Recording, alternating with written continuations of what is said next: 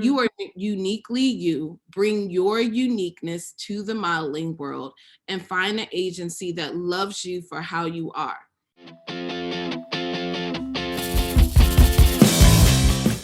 Hello and welcome to Inspiring People with me, Evie Amory, in association with Switchbox TV. And today I'm delighted to be chatting to the gorgeous Liris Crosse. Liris, how are you?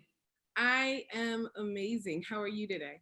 Yeah, I'm good. I've got spring in the air. It's warm in London. There's a lovely little vibe going on. So I'm feeling really empowered and positive for the month ahead. Good. Yeah. I mean, it's starting to warm up here in New York City. Mm-hmm. We're not all the way there yet, but you can feel like spring is coming in. And I think that just gives everybody a better vibe. Absolutely. I've got to say, New York City is my most favorite city in the world. I miss it so much. I love New York. I'd love to live there. So I'm very jealous of you being all the way over there, but enjoy it for me. Thank you. Well, I have a really special love for London. I always say, if I didn't live in New York City, I would live in London. Because it's to me, it's like a European version of New York. Yeah. I love the people, I love the energy there, and I love the clothes. Oh my gosh. Okay, we're going shopping when you come to London because I love clothes. So let's talk a little bit about your early years, your childhood years, because originally you're from Baltimore. I am. I'm originally from Baltimore, Maryland. I was born and raised there. I left after I graduated high school. I was born into an amazing family. My parents were both pastors. My dad has passed on about almost 2 years ago. Mm-hmm. And my father also was into politics. My mom was a social services worker. She's retired now. And I'm trying to think. I have an older sister. We're 11 years apart. She is amazing.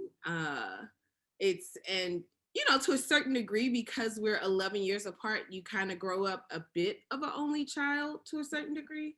Yes. But I kind of say that she's the test dummy. It's often good to come in on the younger one. I often say that with my kids, like the oldest one got a really tough time with me. The middle one, they always say he's my favorite, but that's not the case. Yes, they're all your favorite. Exactly. Yes, exactly. You're all uniquely my favorite. There's no one over the other. I'm like, yeah, whatever. I'm your favorite. When you were growing up, did you used to look at all of the magazines or the television and think about the runway? How did you get to be from Baltimore going over to New York? Oh, absolutely. Ever since I was a little girl, I was infatuated with fashion. And I grew up watching Naomi Campbell, Tyra Banks, Linda Evangelista, Helena Christensen. Over there in the UK, you've heard of Sophie Dahl. Yeah.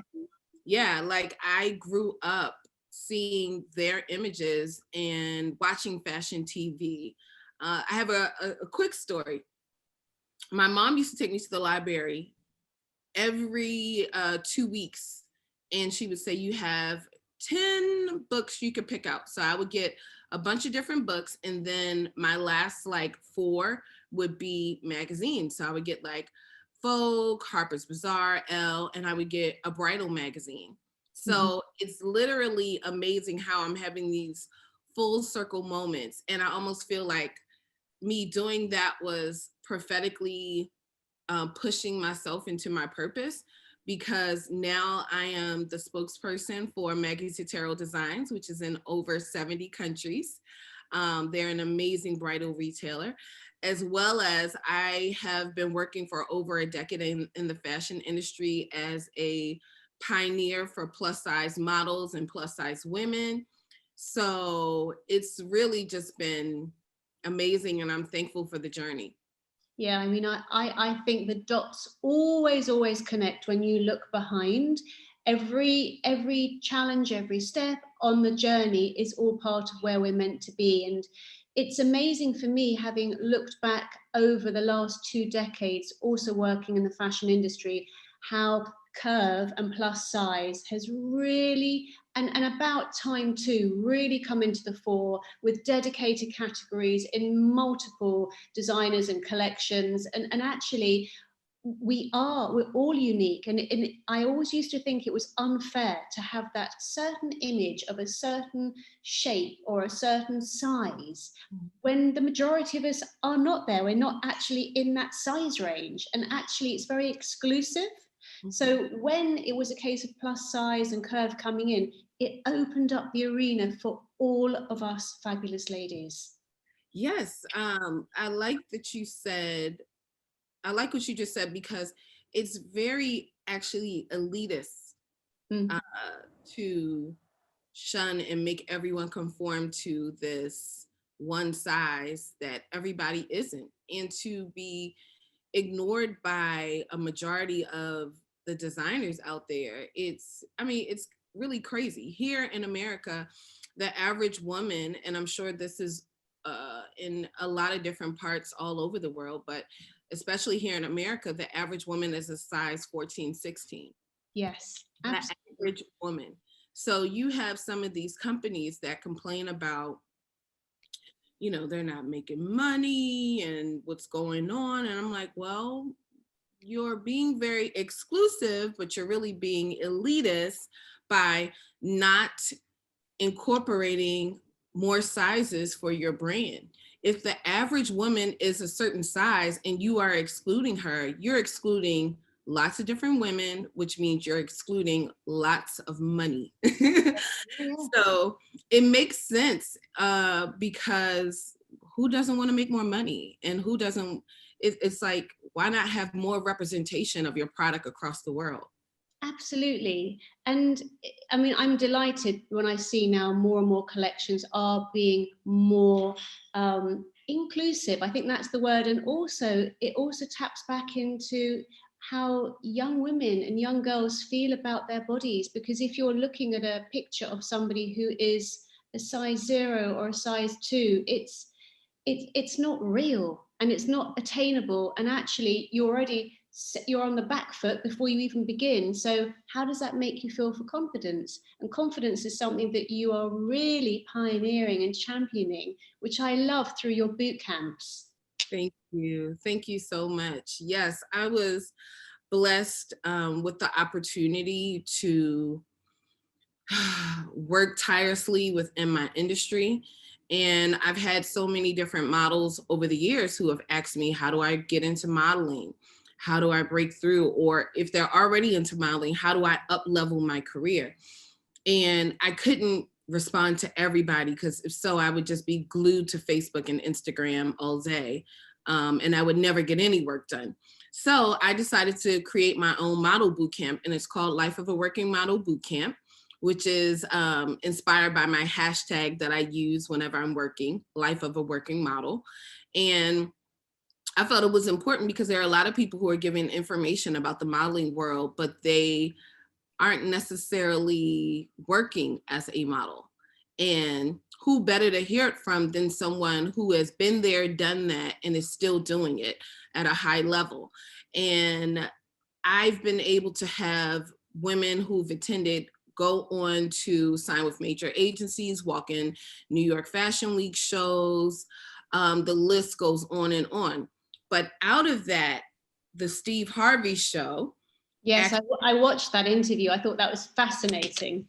Thank you so much. The Steve Harvey show was the catalyst for me writing this amazing book. It was 2 different catalysts, but part 1 of the catalyst for writing my book, Make the World Your Runway, was because I did a confidence boot camp on the Steve Harvey show, and it was for everyday women. And I basically had this different things that models use, different exercises and tools that models use. I had these amazing women do it, Yeah. but I founded upon it like a life coach does. I didn't just do the physical, I got into their mental and spiritual. And I gave them tips that they can use in their everyday life so they can literally make the world their runway too. Kind of like doing things that models do, but you don't necessarily have to be a model, but it can help enhance your poise or your posture or your presence or deepen your purpose. And I got such amazing feedback from that. And all these women who were like, I want to come to your confidence boot camp but I'm not sure if I could get to New York. And I wasn't sure how I could work that out. I was looking for sponsorship to possibly do like my confidence bootcamp tour, but then I ended up booking Project Runway. Yeah. And this was the same year, literally a month after the Steve Harvey show aired. This was the first season that they ever had plus size models be a part of the week-to-week designer competitions. And first of all, let me say this. I appeared on Project Runway season 14 as the first Black plus model to walk a designer finale. Okay. And that was for Ashley Nell Tipton when she became the first plus size designer to win Project Runway. So I remember I was backstage talking to the casting director, and this was during the designer finale on season 14. And I said, wow, this was amazing. He said, yeah, wasn't it? I said, wouldn't it be really cool if they had the plus models for the week-to-week designer competitions? And he said, yeah, it really would be. I was like, oh, well, a girl can wish one day. And so he remembered that I said that. So when that opportunity came available, he made sure he had me come back for the casting. And I was picked for it. And I remember when I booked it, my heart just leaped out of my body. And I said, you know what? I'm going to go on the show and I'm going to do my best and I'm going to win it. I'm going to win the model portion. And I worked hard. I was never late. I was on point. I spoke my mind. I was proud of my curves on season 16 from the very first episode when I had the challenge with Brandon. And literally, when the season aired, season 16, there were just all these different people across the world because I would live tweet the show. And they were like, oh my God, this girl Liris, I love her. Oh my goodness, I love her poise. I love her confidence on the runway. I love her life confidence because of little things I would say in the model interviews.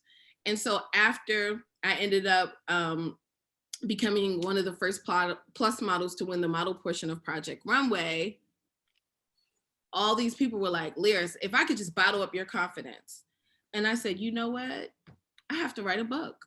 I said, let me take those tips that I used from the Steve Harvey show and my experience from my modeling career and really expound upon it. And thus was birthed Make the World Your Runway, Top Model Secrets for Everyday Confidence and Success. And this is the thing. I don't need anyone to be the next Liris. I just want people to be their best version of themselves. I want them to walk proudly into their office, whether it's the hospital or it's a Fortune 500 company or it's the lunchroom, whatever it is, walking across the graduation stage, it all makes a difference. How we show up in the world. And that's not just our outer beauty, because that's important too. The color of our hair, the condition of our hair, our makeup, our clothing and how it fits, all that stuff is important, but also the inner work that we have to do within ourselves. That's important. That inner beauty can shine when you don't have the makeup on, when you're not wearing the extensions or the wigs, when you're completely naked, bare in your bathtub. If you have that inner confidence and that inner beauty about yourself, it radiates no matter where you are. And so that's why I was inspired to write the book, Make the World Your Runway, Top Model Secrets for Everyday Confidence and Success, because I believe when you really live your life confidently, it changes everything. It colors everything. It colors your friendships, your business relationships, your family relationships. And that's a game changer. If we all can work on trying to be the best versions of ourselves, imagine how much further we can make this world a better place to live in while we're here and for when we leave Earth. Definitely. I have a girlfriend of mine who's, funny enough, she's quite a big designer on QVC America. You might know her, Renee Greenstein. And she often says, fashion is not about size, it's about attitude. One of your sayings is slay by faith, not by style. Yeah, not by sight. Not by, yes. I think that from what I understand, and obviously from talking to you, you were very blessed with parents that did give you a lot of praise, a lot of confidence. And that is a very solid foundation to start with. And as a mother to a daughter, my daughter's now 21, I can definitely relate to trying to give her the tools of what I feel she needs to at least start from to build the blocks. But if a lot of the ladies that you have met are not in a position to have had that type of confidence and that type of nurturing, I should say, from their parents, it's incredibly hard to get that. It's hard to activate something that we don't necessarily feel that we know we have. Mm-hmm. It's a case sometimes of faking it till you make it, trying to give yourself those empowering, emotive feelings, those talks, and having somebody like yourself who will be such a beacon of light to so many ladies. And it's irrespective of age. I really feel, you can have somebody at age 20 or at age 70, and if they don't feel good about themselves, it's going to come out. And a lot of the work that I do when I'm not talking to fabulous ladies like yourself is about fashion. And it's going to be an interesting topic for us to discuss, because I believe that the colors that we choose to wear are also very, very empowering. And there's a lot of color therapy. There's a lot of reasons why we intuit a color and why we are drawn to a color. And equally, it's a case of how we feel in our clothes, because if we don't feel good in our clothes, it doesn't matter one iota, it'll come through with our posture, exactly what you've been saying to me. So what would be your favorite colors for you to wear? Ooh, well, my favorite color is pink, or any shade in the like red family. So I love red, I love pink, but I also love black because I just feel like it's really classic. Yeah. But I love pops of color. So I love a really electric blue. Perfect. Cobalt blue suits everyone universally. Yes. And over the past few years, I've really gotten into yellow as well as green. Like I like a bright yellow or like a nice mustard yellow for the fall. Yeah. I love a good mauve, which is, another shade of pink. Yeah. But I feel like I like pink because it has a certain level of girliness, playfulness, femininity. And I would say I love red because it just reminds me of love, and it's vibrant and passionate. Yeah, it's a strong color to wear, red. It's a very bold color. And it's a case of saying, I've arrived. When you wear red, when it comes to styling, often I say to ladies, if you don't feel you can wear a red lipstick, put it in as a red nail varnish or accent it in with your accessories or your footwear, because color's a great way of bringing in something that's a little bit different. I also love bringing in the outdoors nature into our color palettes. So I always find that fascinating. And I guess when it comes to makeup as well, I mean, you're beautifully made up, but it still looks natural. So that's also something to keep the fact that it is natural and not to overpower the outfit. I talk about that in the book. Yes, as far as like less being more. Sometimes, if you're going, you have a certain outfit. But some people do like over the top makeup. That's the way that they make the world their runway. Yes. But as far as for models, a lot of times when we're going to castings and stuff, that they literally want very minimal makeup. It's just like, I'm just lightly enhancing what already exists. And I feel like we're especially in a place and a time where everything is about authenticity. Mhm. So I feel like it's affecting the hair and makeup choices that we're seeing with women and men now as well.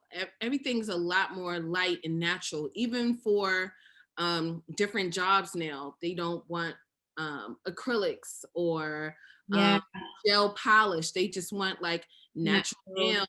nails and and even more pared down simple hair and makeup. And that's because, I think we're about to hit a year with COVID and a lot of people working from home. They're not, going out to a bunch of events. So the palette and the hair and the makeup is just, it's different.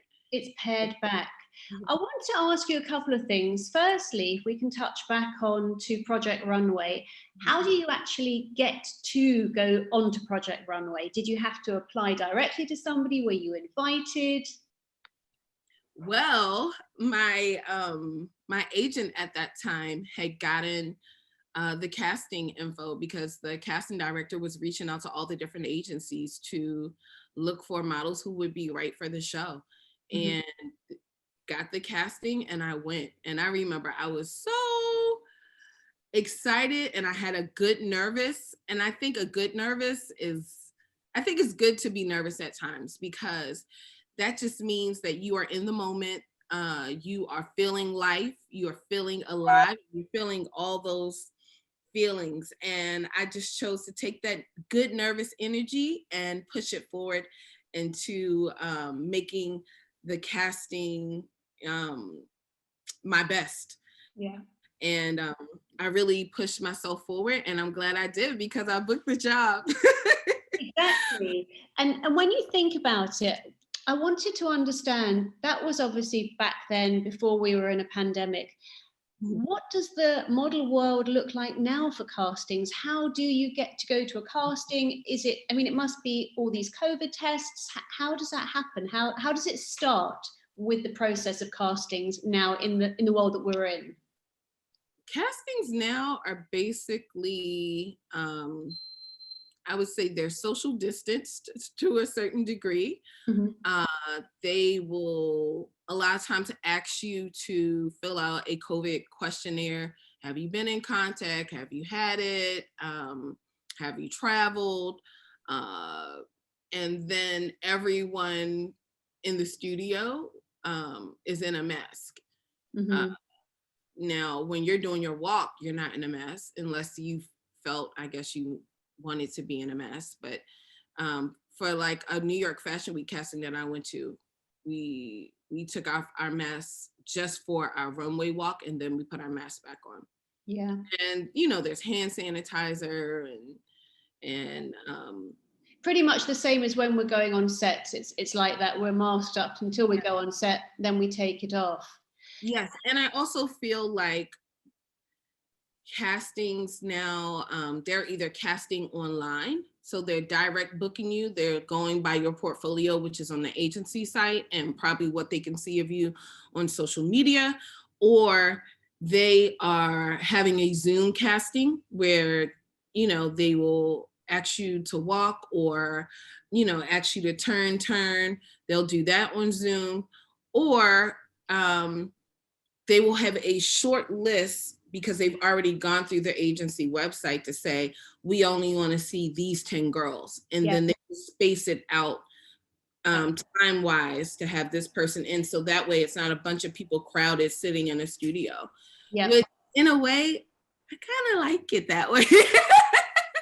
It probably takes the pressure off. And as I'm talking to you, I'm just getting a thought. It's a random thought, and I'll run it by you before we start talking about your brand ambassadorships for Athleta and also for Maggie. But I'm thinking to myself, with everything that you've gone through, from Project Runway to running the boot camps to facing different techniques of how you're going to approach modeling, you've now got a lot of experience in a lot of different ways, not just for yourself as the model, but also inspiring others. Would you ever think about having your own curve model agency? I think if I did anything at this point, it would probably, right now where I am in my career, it would probably just be a mother agency. Mm-hmm.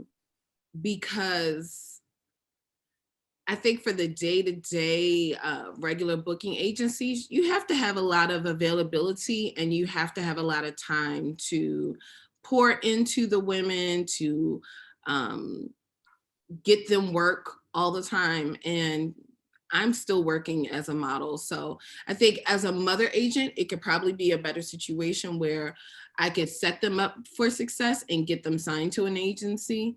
Yeah. But I would probably, it's so many girls who hit me about modeling and I wouldn't want to hurt anyone's feelings if I decided not to pick them. Yeah. So probably be like I would say probably a very low key mother agency. Funny how, what we go through our experiences. I'd love to hear a little bit more about how the brand ambassadorship came for Athleta and also for Maggie, because that's a really lovely accolade to have, that somebody is actually championing you to represent them. Yes. Okay, I will start with Athleta since that is the most recent one. Athleta, I am so proud to work with them. We kicked it off this year. On January 21st, they released over 350 new styles in sizes 1X to 3X. They make sizes extra, extra small to 3X, but they weren't offering as many styles in the plus size. And I'm so thankful that they decided to offer more styles. Not only that, they chose to show more diversity and inclusion with including the plus size mannequins in the store. So that way, when women of different shapes and sizes go into the store, one, they're able to find their size in the store, which feels good. They don't have to just hope and pray that what they see online will work for their body. And then they're able to see it on a mannequin. And that makes you feel represented. Yeah. It makes you feel that you are normal and okay as you are, which you are. And I have always spoken about how big representation matters and how we want to be able to shop with our smaller girlfriends in the same store and not go to this like dimly lit corner where there's only one rack of options and you That's have awful. Yeah, and you have 100 racks in the store and you have this one rack and there's your plus stuff, So I am so thankful for Athleta really being a leader and a champion in the athleisure space to really work on diversity and inclusion in race and shape. And they're all about the power of she. And I am all about the power of she. Because I believe in women. I am a woman. I have great women who have poured into me, believed in me. And I believe that women are becoming even better leaders for our future. So I am delighted to be a part and be an ambassador for a brand that believes in women the way that Athleta does. And they're showing that by how they're trying their best to make everyone feel included. Yeah. So that's important. Now, on the other side, working with Maggie's Totero Designs has been amazing. They are a bridal retailer, like I said earlier, in over 70 countries. The work that I am doing with them, we are almost on to 3 years, I believe, together. And it's been pretty amazing. I just really, I was referred to them by a bridal boutique in my hometown of Baltimore, because that same boutique was doing some consulting for them as they were working on bettering their plus size designs and choices for the plus size brides. And they were like, who do you think we should get to shoot this? And they said, you know, I think you should get this girl, Liris Crosse. And so they reached out to my agency, put me on hold, flew me in for the job. And the owners didn't really know who I was. And I'm not the type of person who goes into a room and it's like, hey, I'm Liris Crosse. You need to know who I am. You know, that's just not my energy. But, you know, I walked in my poise and in my class and I did my job well. And I remembered that one of the designers at the time peeked in during the shoot and he was like, oh my God, Liris is shooting here. And they were like, what do you mean? Like, that's Liris from Project Runway. Oh my goodness. So he was like so psyched to meet me that the team was like, tell me about you. What's going on with you? And also the photographer just really, really loved me. And she was like, this girl is a star in your clothes. And when I say in bridal, because of the samples and because of Maggie Sottero, their flagship US location is in Utah. I live in New York. They never got to do a fitting on me or anything. I literally just showed up. And when I say the dresses fit like a glove, like they were almost custom made for me. They didn't have to fill in put a little pillow down the back or use clips or anything. It was like Cinderella with the glass slipper. It really, really was. And it's been magic ever since. And they then invited me to walk their shows at the different bridal markets in Chicago first. And when I went to Chicago to do it, I didn't realize I had so many fans from Project Runway in the bridal market. So it was literally like women wanting to take pictures, sign autographs. It was, I mean, I was overwhelmed with emotion just because of the love that I was receiving. And then they asked me to walk the prestigious Barcelona Bridal Fashion Week, where I became the first Black plus size model to walk those shows. And amazing. And what amazing, because you have to understand, in the bridal space, in the bridal market, it has been notoriously the last part of fashion to really work on its diversity and inclusion. When you flip through most bridal magazines, you see blonde hair, blue eyes, or, you know, brunettes, but you hardly ever see a Black model. You hardly ever see a plus size model. So to be Black and to be plus size and to represent a brand who is creating amazing gowns for sizes 2 to 28. And they just, yeah, I remember the first ad they ran in a magazine. It wasn't like, oh, here's our plus model. It was just like Maggie Sottero. That's all it said. And it was just amazing, the feedback, because I had Black women who said, I started to shop for my wedding day. And you don't understand how inspiring it was to be able to see myself in bridal because you were in the dress. Or plus size women of all shapes and sizes who have said, because of you, I never thought I could wear this type of dress, but you gave me the faith to try it on. Or you helped me to feel represented, or I knew that this line carried plus size dresses because I saw your body in it. That is a big deal. Representation matters. People need, and look, a lot of people are getting married. They're not just size 2 girls, you know? And we have created this fantasy that, you know, to be, I guess, loved and respected to a certain degree, you have to fit a certain size. But guess what? You can sell that fantasy of that bridal on a model my size or even fuller. Yeah.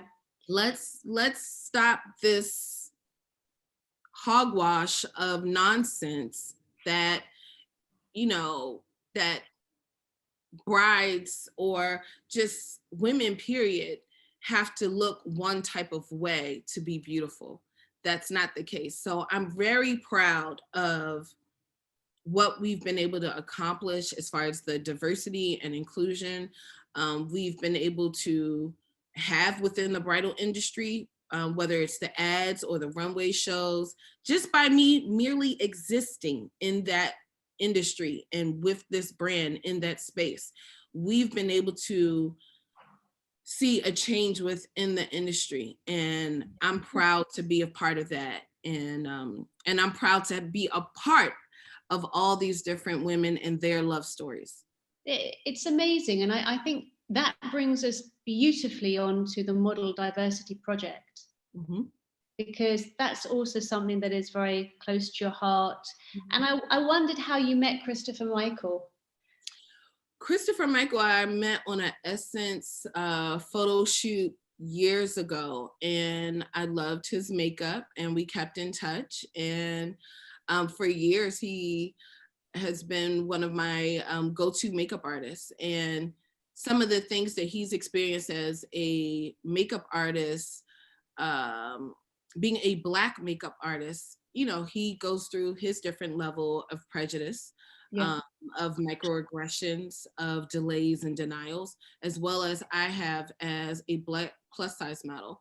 So we decided to do the Model Diversity Project to show how, you know, a Black hair and makeup artist could do beautiful glam on models of different sizes, different skin tones, and to also speak to both sides of the market. As far as his side, a lot of times there are Black glam artists who aren't being called for the big campaigns. They're not being placed with the big agencies. And that it's not fair and it's not right. And for me as a Black plus size model, a lot of times we're not getting called for the big runway shows or the big campaigns, or it's as if a white plus model has to do it first. Then we can come in behind it rather than us being one of the first. Or Absolutely. feeling like you can have a photo shoot and you can have all these different versions of diversity with the white models, but God forbid you have more than one Black model on set.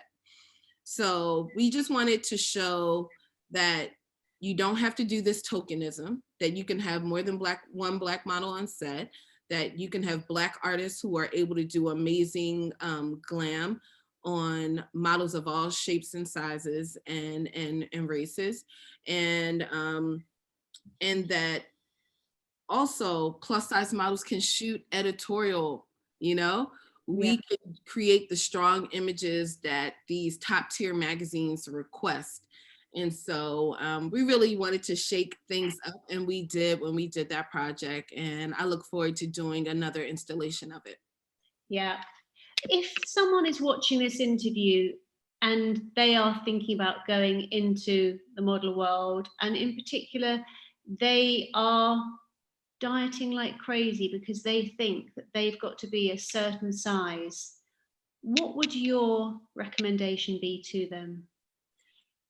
I would say, first of all, you don't have to, this is the beauty. There are agencies for straight size, there are agencies for plus size, and there's also commercial print agencies that are looking for all different body shapes, ages, and sizes, and heights, all of it. So don't feel like you have to over exercise or starve yourself. I believe in fitness. I believe in wellness for people of all shapes and sizes, but you shouldn't be trying to push your body into an unhealthy size that does not suit you. Listen, God made us all different. We are all beautifully and wonderfully made. Imagine how boring the world would be if everyone had the same hairstyle, hair color, eye color, were the same height. it'd be boring.